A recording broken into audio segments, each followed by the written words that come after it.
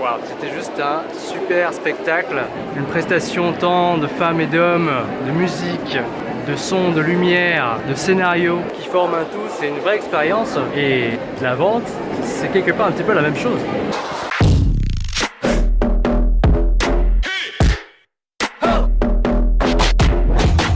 Hello les vendeurs et les non-vendeurs.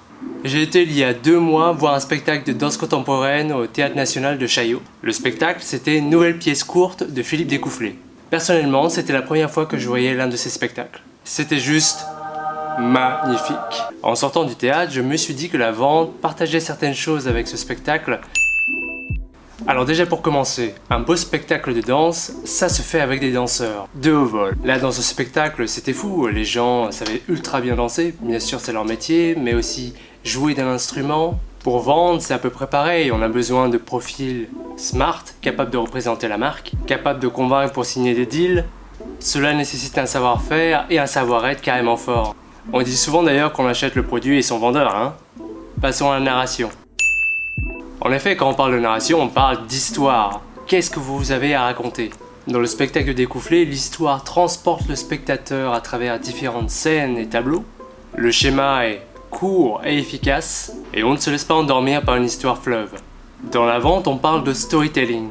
Quand vous faites une démo, votre capacité à répondre aux besoins, la qualité de votre produit, la qualité de la relation que vous entretenez avec votre contact, tout cela, c'est justement l'histoire que vous proposez. Et comme un beau spectacle, cela se travaille tous les jours. Donc pour faire un beau spectacle, une belle équipe et une belle histoire. Passons maintenant à la musique. Dans le spectacle, on avait un mélange savant entre tradition et modernité. Selon moi, dans la relation commerciale, le timing a une importance cruciale. En effet, si vous relancez trop vite un prospect, on va vous considérer comme lourd et agressif. Et si vous êtes trop lent, on va juste considérer que vous n'en avez rien à faire du client.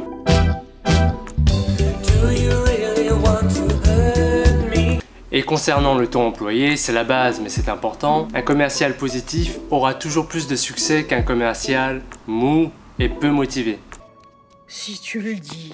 Donc mon petit conseil par rapport à cela, c'est apporter un petit peu plus de musicalité dans votre style commercial. Alors, plutôt d'accord avec moi ou non? Et vous y avez pensé? Quel est le spectacle que vous proposez à vos clients? N'hésitez pas à me donner votre avis sur la vidéo en dessous, un petit pouce si vous avez apprécié, et à bientôt pour un nouvel épisode de Sales Director.